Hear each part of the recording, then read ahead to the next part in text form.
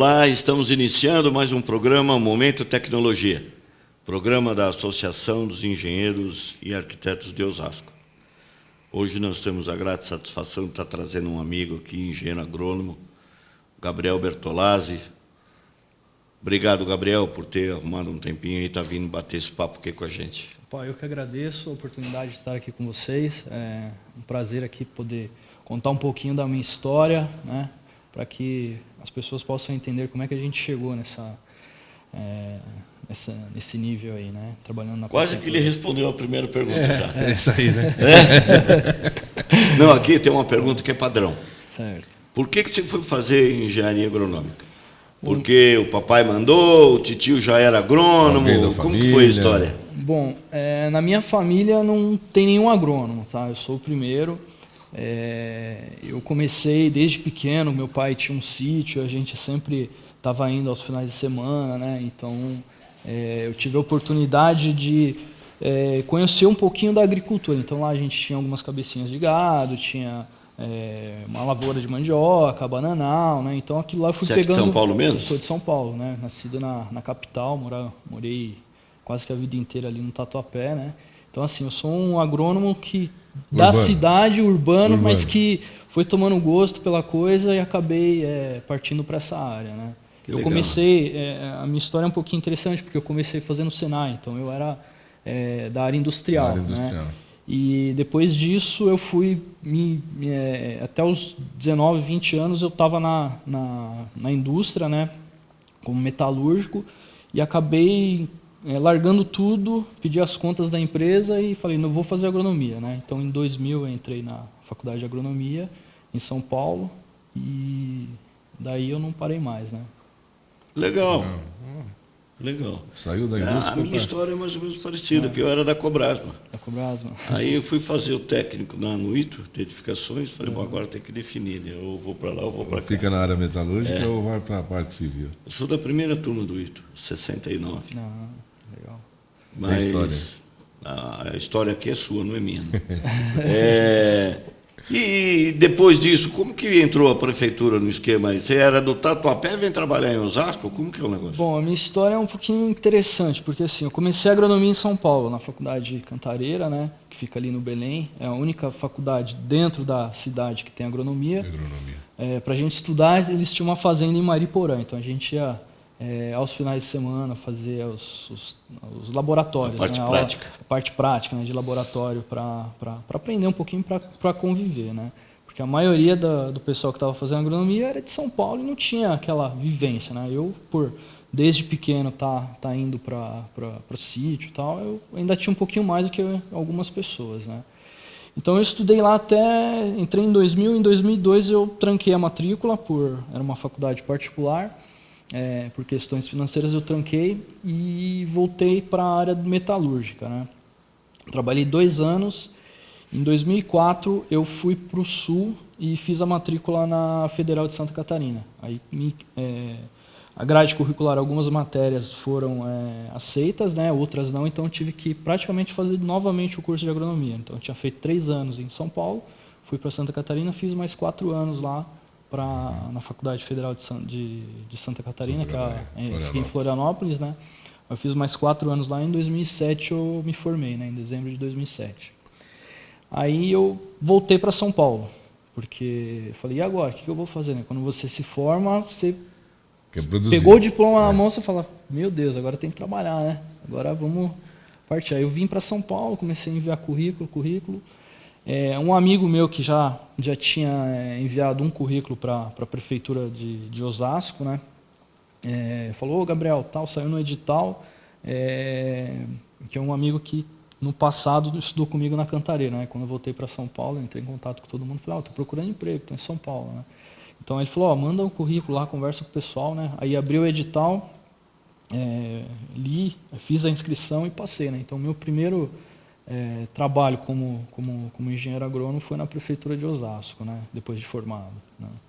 Então, você está na SEMA? Estou na SEMA, isso daí já vai fazer... Para o telespectador, o que é SEMA? A SEMA é a Secretaria do Meio Ambiente do município de Osasco, tá? Ali a gente faz toda a parte de processos administrativos de construção, que é a análise ambiental das construções, como a análise de risco de árvores que tem possibilidade de cair. Então assim, a SEMA ela tem uma função de educação ambiental, né? Então a gente orienta, informa, a gente tem os nossos programas dentro da Secretaria do Meio Ambiente, né? Que é a educação ambiental, coleta de lixo tóxico, né? O que seria esse lixo tóxico? Os eletroeletrônicos, pilhas, baterias. Então a gente está sempre fazendo essas campanhas, né? Então a gente coloca em alguns pontos dentro do município esses pontos de coleta para que as pessoas possam levar lá e a gente retirar. Para evitar a análise de impacto, então, é feita por vocês? A análise de impacto, tá, de pequenos empreendimentos, ela é feita pelo município. A análise de impacto de grandes empreendimentos, por exemplo, a construção de um novo bairro, um loteamento, né, que Osasco ainda existem áreas que podem ser loteadas, né, áreas grandes. Então ela é feita pelo Estado, que é a CETESB, né, que faz essa... eu lembro do Rodoanel, foi feito pela CETESB. Então assim, a competência ela muda de acordo com o tamanho do empreendimento, né? Agora, dentro dessa área dos investimentos, você faz o impacto ambiental e aí você tem uma contrapartida, seria assim? Na verdade, assim, o que seria essa contrapartida? São contrapartidas ambientais, né? Sim. Por exemplo, uma construtora quer fazer um prédio numa área de 1.000 metros quadrados, vamos dar um exemplo. 20% dessa área ela tem que ser área permeável e reflorestada, para a gente ter o mínimo possível de área verde dentro do município. Tá? Então, qual que é a análise assim, em si, dentro de um processo de licenciamento ambiental municipal? A gente vai dar uma olhada na área, verifica se existe ou não área de preservação permanente. Se existir, a competência do Estado, a gente pede um licenciamento feito pelo Estado. Caso não haja essa área de preservação permanente, a gente verifica se existe ou não árvores isoladas dentro do imóvel, porque se for um maciço florestal, a competência também passa a ser do Estado por lei, né? Então, assim, existe um convênio... nativo. Nativo com formação de maciço florestal, né? Quando eles chamam de maciço florestal, quando as copas das árvores se encostam. Então, encostou, não existe... a palavra é dossel mesmo, né? Não existe o dossel, né? Você não consegue enxergar as nuvens, o céu, você vê só a vegetação fechada, passa a ser competência do Estado, né? Então, assim, a gente tem que fazer essas análises para falar se é possível ou não aquele empreendimento dentro do município, se fazer as alterações necessárias, né, dar a orientação. Essa é a principal função da SEMA, né? Orientar para que seja construído de forma correta, que traga o mínimo de conforto possível, né, ou o máximo, talvez, mas o mínimo de conforto possível em termos de relação de bem-estar, que a árvore ela traz um ar mais fresco, traz a sombra, diminui a temperatura, né? Além daquele visual paisagístico que também traz conforto para as pessoas, né? Entendeu? Interessante. Agora, eu não sabia que a prefeitura tinha um serviço desse, não. Você vê como é que é, né? Às vezes falta de divulgação, né? A gente tem contato com o pessoal da SEMA. Vocês precisavam pensar nisso, cara, mostrar para o telespectador, para o município em geral, da existência e do trabalho que vocês fazem. Porra, acho que é importante pra caramba. Porque hoje que a gente está aí respirando mais CO2 do que oxigênio, a vegetação é de suma importância, né? Certo. Existe também dentro da competência da SEMA assim, a regularização dos imóveis.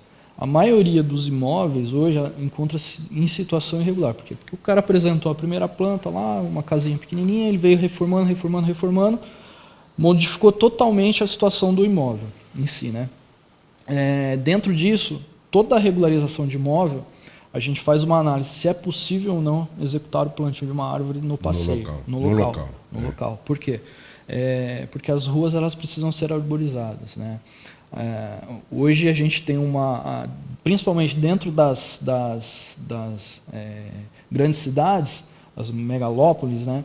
você tem um superaquecimento. Então, assim, a temperatura é muito mais alta do que em qualquer outro local, né, dentro do estado. Então, assim, a função da árvore, principalmente, é trazer o conforto térmico, né? A gente tem o equilíbrio também da umidade, porque dentro das cidades a umidade é muito baixa também, né? Muito mais do que nas áreas rurais. Então, assim, isso é importante que as pessoas tenham consciência para que possa melhorar a condição de vida futura, porque se plantou uma árvore hoje, a função dela, ela começa a ter a sua função, mas até ela crescer e se desenvolver, ela vai demorar pelo menos 10 anos para poder estabilizar um ambiente, entendeu? Então, essa parte eu acho que é a mais difícil, porque onde tem os bairros consolidados, que está completamente impermeável, né? Para você fazer uma conscientização da população de fazer exatamente esse benefício, que é em causa própria até, né? É a parte mais difícil. Mas, infelizmente tem lugar que não dá mais a gente pega, por exemplo, o centro de Osasco aqui, está totalmente permeável, né? Impermeável, melhor. Então, para você fazer uma implantação dessa é difícil. É difícil. A conscientização da população é mais precária nessa situação, né? Então, mas a verdade hoje você já tem pavimento que é permeável. Sim, sim. Então poderia estar trocando. A própria calçada. Calçadão, o passeio, né? E aqui tem bastante. Agora, o custo disso. O transtorno que você vai ter, por exemplo, você trocar o piso do calçadão aqui, que é só comércio, é praticamente inviável, né? eles fizeram um tempo atrás, né? Teve um transtorno muito grande, né? Porque a população ela não consegue caminhar, não consegue passar, fica aquela... O risco, né? O risco de torcer o pé, cair, se machucar, né? Acontecer um acidente com a pessoa, né? E fora que o comércio também acaba sendo muito prejudicado, porque se você não consegue acessar o local onde o comércio é de grande movimentação, você acaba perdendo, né? Com certeza. E a gente, para a questão também do plantio de uma árvore na calçada, a gente tem os fatores limitantes, que é a fiação, tubulação de água, hoje a tubulação de gás, né, e esgoto. Então, assim, na maioria dos passeios... Mas hoje você tem fibra ótica, televisão, hoje está... então, hoje está uma situação muito... Tudo enterrado, né? Então, mas a questão da tubulação de gás e água e esgoto não tem outra solução, né? Ela sempre passa ali na frente do imóvel, né? Tem a caixa de inspeção. Então, assim, isso daí limita muito também o plantio, né? De uma árvore no passeio, né? Então, você tem em Osasco aqui, por exemplo, você tem calçada que tem 50 centímetros, 40 centímetros. Tem lugar que não tem calçada. O cara abre a porta da casa dele e já está direto na rua ali, né? Então, toda essa análise técnica aí a gente exige ou não o plantio, né? E caso não haja condição de ser plantada uma árvore no passeio do munícipe, a gente pede que ele doe essa muda para a prefeitura, né? Então a prefeitura vai achar um local ideal para ter esse plantio, né? Então, legal. Em alguns casos assim as pessoas não entendem, falam, mas a prefeitura quer muda, para que a prefeitura quer muda, né? Mas é que assim a gente tem os locais certos para plantio e a gente faz a substituição, porque a gente planta 100 mudas, dessas 100 mudas a gente tem as intempéries, tem o vandalismo, existe um monte de fatores que em uma perda, né? Em um ano você talvez tenha que substituir essa muda. Então, mas aí é um pouco mais fácil de explicar, né? Mas nós vamos continuar com esse papo aí, nós vamos fazer só um intervalinho e já voltamos. Aguarda e já voltamos já.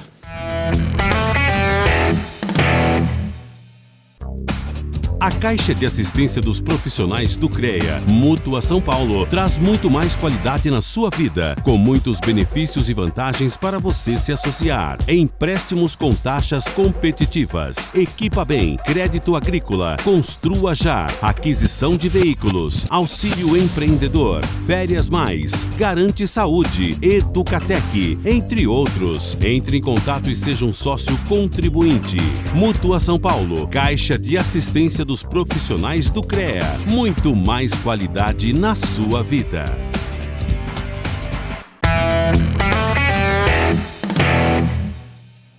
Olá, estamos retornando com o nosso programa Momento Tecnologia, programa da nossa Associação dos Engenheiros e Arquitetos de Osasco. Como de costume, eu vou fazer aquela recomendação para você, telespectador. Caso haja necessidade da contratação de um profissional da área tecnológica, exija desse profissional a ART. A anotação de responsabilidade técnica é o melhor seguro que você pode ter para esse serviço que estará contratando. E quero lembrar você também, profissional, do preenchimento da ART, no campo 07, coloque o código 038 ou mencione cidade de Osasco. Você estará contribuindo com parte dessa arrecadação para a nossa associação, que fatalmente estará retornando em forma de benefício para você mesmo. Muito obrigado. E agora vamos retornar com o Gabriel aqui. Esse assunto é interessante demais, cara. Muito legal. Então, a função da Secretaria do Meio Ambiente, né, talvez muitas pessoas questionem, falam, mas por que eu tenho que passar pela aprovação do meio ambiente, né? Então, assim, todas as ações de construção, ela tem um impacto local, né? Esse impacto local, ela precisa ser avaliada de maneira que você vai construir um prédio, você tem interferência no trânsito, porque aumenta a quantidade de carros ali naquela região, estacionamento, as pessoas vão receber visita. Então, assim, não bastando isso, existe a questão também ambiental, porque assim, você construindo um prédio, aquela massa de concreto que está sendo colocada ali naquele local, ela gera muito calor. Então, assim, para uma residência também é a mesma coisa. Então, assim, todas as ações que a Secretaria do Meio Ambiente tem é voltada para benefício do munícipe, né? Para melhorar. Gera lixo, né? Gera lixo, gera transtorno. Hoje, se a gente não procurar melhorar as condições ambientais, no futuro, a gente vai ter um aquecimento muito grande das cidades, né? Hoje eles falam em termos de 2 graus na temperatura mundial, só que dentro de uma cidade, isso daí pode chegar a 5, 6 graus, né, de diferença. Por quê? Porque isso a massa de concreto, o asfalto, você mesmo, quando você está andando na rua, você percebe aquele mormaço. Assim. Então, assim, a temperatura no termômetro está em torno de 30 graus. Mas você sente uma sensação térmica que parece estar uns 40, 45 graus, né? Aquele mormaço que você chega, parece que está até saindo fumaça assim, do chão. Dentro né? dessa área, nesse sentido da urbanização de uma cidade, nós estamos vendo aí uma verticalização, né, abundante. Essa linha do teto verde viria a amenizar alguma coisa nesse sentido? Sim, viria a amenizar, porque a planta ela absorve o calor. Então, por exemplo, se você tem uma forrageira que você planta no telhado, eu já vi alguns projetos que ficaram muito legais e muito bem projetados, né? Aquela massa aquele calor que a luz do sol produz, a planta ela absorve. Né? Ela absorve de uma maneira muito simples, ela transforma aquilo lá em energia e ela se desenvolve, ela cresce. Ela usa, né? Ela usa aquele calor, entendeu? Então, para uma planta, quanto mais quente, mais ela se desenvolve. Né? A gente pode ter uma observação simples, o gramado, né? No inverno, ele fica estagnado, ele não cresce, não desenvolve. Você pode irrigar, você pode molhar. Se não tiver calor, a planta não desenvolve. E no verão, em uma semana, ele chega a crescer 12, 15, 20 centímetros. Mas aí é o ideal, né? Água e calor. Água e calor. Essa né? troca então, assim, não adianta você ter só água se você não tem calor. Então, você tem que ter a água e o calor. Agora, nessa linha do teto verde, né, aí seria uma exigência da confecção de um novo projeto, a colocação do teto verde, ou seria uma sugestão, uma proposta? Poderia entrar como forma de sugestão e melhoria. E não pode obrigar também, né? Não, já existe uma colocação da permeabilidade. A partir de 500 metros permeabilidade, você tem que ter permeabilidade na área do projeto. Agora, o teto verde, para o caso das verticalizações, seria muito mais fácil do que você ter uma árvore lá embaixo. É isso que eu estou entendendo, assim, da posição do teto verde. A posição do teto verde, ela poderia entrar como forma de sugestão. Por quê? Porque é complicado você colocar um ser vivo vai desenvolver, vai crescer. As raízes de uma árvore, elas são extremamente agressivas. Para você colocar em cima de um prédio, você poderia colocar ela dentro de um vaso de concreto, limitado, reforçado, mas com o tempo, aquela massa de raízes, ela crescendo e desenvolvendo, ela acabaria quebrando, danificando, dando infiltração. Então, assim, é muito complexo ainda. A tecnologia ainda acho que precisa melhorar bastante para a gente poder estar implantando esse sistema de teto verde. Né? Então, assim, hoje a gente pode colocar espécies arbustivas de pequeno porte. Ficaria bacana, ficaria legal. Mas ainda para árvores mesmo, dentro dessa situação de teto verde, eu acho que ainda falta bastante trabalho para desenvolver. Né? Então, mas seria um campo aberto para o engenheiro agrônomo, né? Para os agrônomos exatamente atuarem dentro da área de projeto. Nós temos um exemplo aqui em Osasco, viu? Talvez até seja uma coisa assim que não é muito difundida, não sei se é até meio proibido, mas nós temos um amigo que ele tem um pomar na cobertura de um prédio. Eu já cheguei a ver bastante também. Um abraço, Setter. Estou fazendo fofoca de você aqui, hein? Ele é presidente da Ordem dos Emancipadores. Então, mas assim, são sempre espécies de pequeno porte que o pessoal está usando ainda. Ela não tem aquela formação aquela massa que possa formar uma sombra bacana ainda. Existem alguns projetos já... A vegetação tem que ser pequena. Tem que ser pequena, né? Existem já alguns projetos que estão colocando árvores um pouco maiores, já vi alguns locais. Né? E uma outra, além do teto verde, eles estão fazendo parede ecológica, né? Aqueles painéis, né? com vegetação também, porque o sol ele vai bater tanto no teto quanto na parede. Né? Então, assim, aquela parede ecológica, né? Que eles falam. Aquela trepadeira? Não é trepadeira, eles fazem vasos com várias espécies penduradas, né? Então, assim, em vez de você fazer uma parede com mas é um trabalho do cão, hein? Ainda é uma tecnologia um pouco cara, porque você tem que fazer sistema de irrigação, você tem que ter a manutenção. Então, não é qualquer um que vai subir ali, vai substituir. A manutenção seria mais difícil. A manutenção é um pouco mais difícil, mas porque uma tem coisa... poda, né? Tem a substituição das plantas, porque a maioria dessas plantas tem um espaço muito pequeno, muito reduzido para se desenvolver. Então, ela acaba que você tem que fazer adubação ou fertirrigação, através da irrigação, né?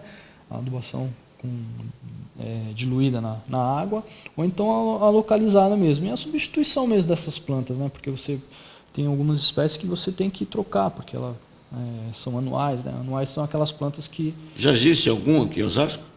Já existe. Próximo da prefeitura tem um restaurante japonês que eles fizeram... sim, na Campesina ali. Na Campesina ali, fizeram um painel ali. Ficou bonito. Painel ali que ficou muito bacana. Acho que foi o primeiro dentro de Osasco. Né? Agora, São Paulo já tem bastante. Tem o tipo de planta adequada para esse tipo de atividade também, né? Existe. Posicionar.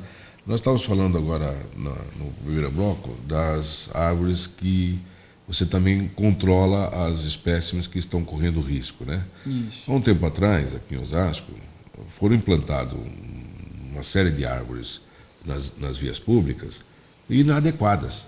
Eram adequadas naquele momento porque não havia tanta interferência da infraestrutura. A partir do momento que a infraestrutura avançou, elas ficaram inadequadas, né? E há um programa de substituição dessas árvores. Como é que a prefeitura está desenvolvendo esse trabalho? Porque a gente vê aí umas cibipirunas, umas árvores frondosas enormes correndo um risco danado, né?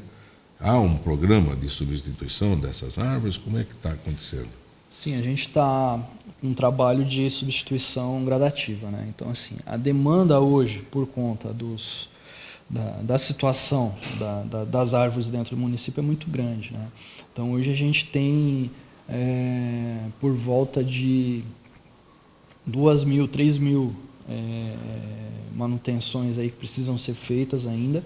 A nossa equipe, apesar de ter aumentado nos últimos anos, ela ainda é um pouco reduzida. Então, assim, para a gente dar conta da demanda, é muito difícil. E o que prejudica mais a nossa manutenção dentro do município dessas árvores são as épocas das chuvas, né? Das árvores. Porque assim, tudo acontece na época das chuvas. Então, um vento muito forte, muita água, o solo fica um pouco mais mole por conta da infiltração da água, então assim, acaba caindo muita árvore, né? De quando eu entrei em 2008 na prefeitura para cá, isso diminuiu bastante.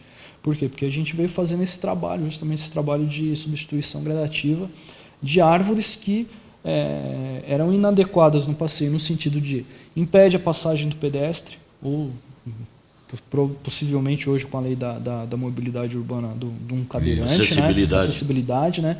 Então, árvores com lesões na base, então você olha a árvore e fala assim, meu Deus, essa árvore vai cair, tem que cortar. A gente tem um problema da afiação de alta tensão. A prefeitura não tem competência para cortar uma árvore que está com galho sobre fiação de alta tensão, porque você precisa de equipamento especializado, muitas das vezes isolamento, muitas das vezes você precisa desligar a rede para poder fazer aquele serviço, e só a Eletropaulo com programação de um mês de antecedência, se não me engano, acho que é 28 dias de antecedência para poder fazer aquele serviço. Porque se cair a rede, a Eletropaulo tem que, na hora que eles estiverem fazendo a manutenção, a Eletropaulo tem que ressarcir o comércio, queima uma geladeira, eles têm que pagar, queima uma televisão. Então, assim, eles fazem a programação, aí vem na conta lá, no dia tal, do horário tal a tal, vai ser feita a manutenção da rede, vai ser desligado. Às vezes eles não desligam, mas se desligarem, já está avisado na conta para eles não terem problemas, né? Então, assim, a maioria das árvores hoje está sob fiação de alta tensão, então a gente não consegue mexer, não consegue dar aquele atendimento. A Eletropaulo, ela atende aproximadamente, a equipe que a base delas está aqui em Osasco, mas elas atendem para aproximadamente 18 municípios. Então elas fazem a manutenção em 18 municípios, fora a manutenção das redes de distribuição, né?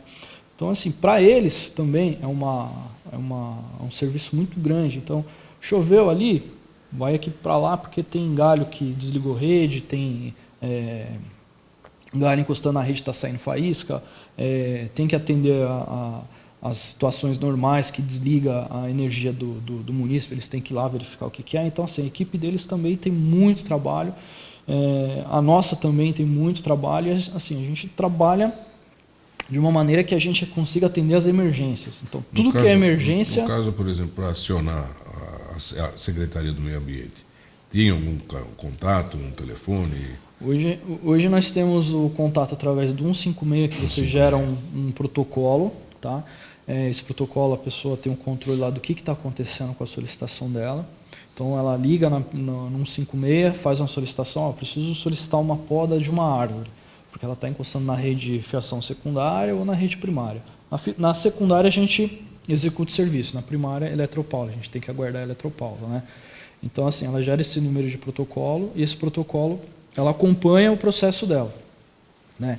Para os casos de corte de árvore com risco de queda, a gente tem a seguinte situação, a pessoa tem que ir, o proprietário do imóvel, ou um representante, através de uma procuração simples, levando o CPF ou o RG da pessoa para poder abrir uma solicitação, onde vai um engenheiro, hoje nós temos 4 engenheiros agrônomos dentro da secretaria, aí a gente vai e faz a análise do caso, se é caso de corte ou não.